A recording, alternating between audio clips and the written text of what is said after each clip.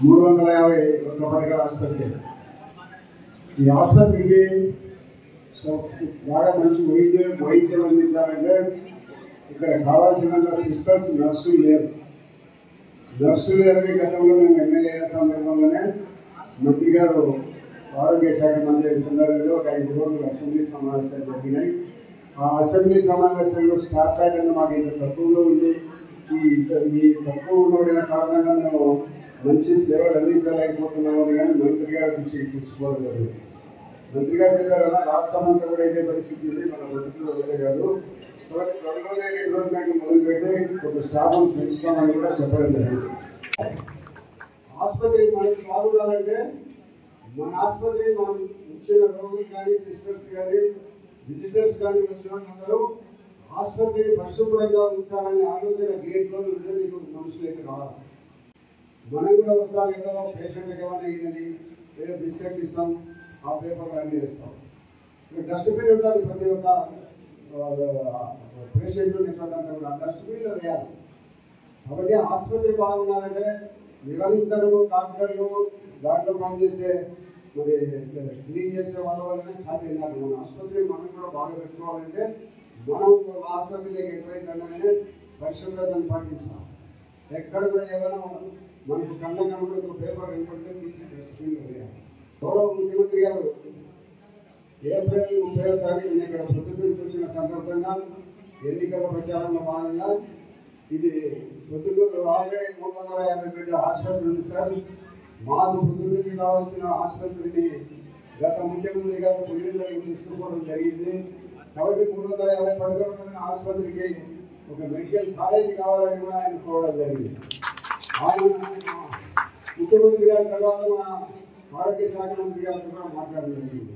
అంటే ప్రభుత్వం గతంలో ఇచ్చిన పేద ప్రభుత్వం మా అక్షతమా గతంలో ఉండబడిన ప్రభుత్వంలో ఏదో మనం శాంక్షన్ ఇస్తే చాలు ఆసుపత్రి అయిపోతుంది, నిర్మాణం అయిపోతుంది ఉద్దేశంతో చాలా చోట్ల ఆసుపత్రులు శాంక్షన్ చేయడం జరిగింది.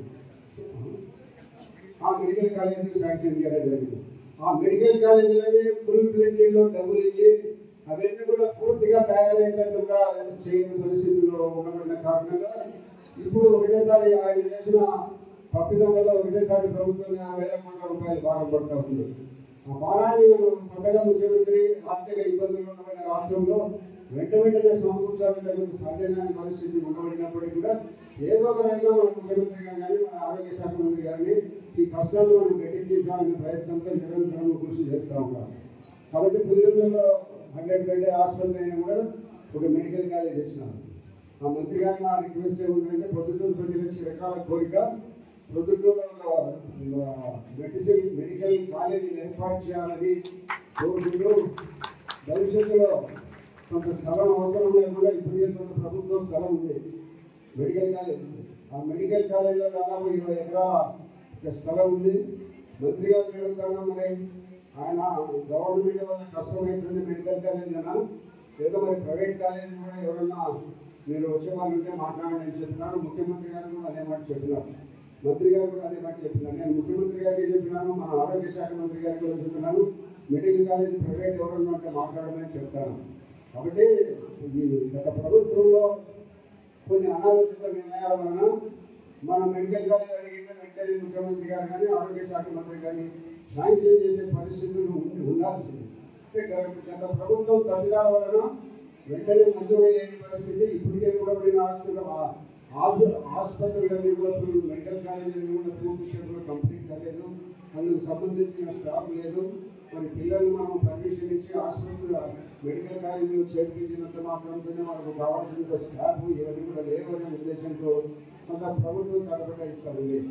కాబట్టి భవిష్యత్తులో ఇది మీరు కూడా పొద్దుటూరులో 34 సంవత్సరాల నుంచి ఉన్నారు కాబట్టి పొద్దుటూరు ప్రజల చిరకాల కోరిక ఒక మెడికల్ కాలేజీ కావాలని, దీన్ని ఎట్లయినా కూడా మనం సాధించి పొద్దుటూరు పట్టణానికి మీరు మనం అందరం కలిసి మన ముఖ్యమంత్రి గారి దగ్గర కూడా పొందాం. ఏ రూపమైన పద్ధతిలో మనకు మెడికల్ కాలేజీ ఉంటే ఆ పద్ధతులన్నీ మనం అనుసరిస్తాం.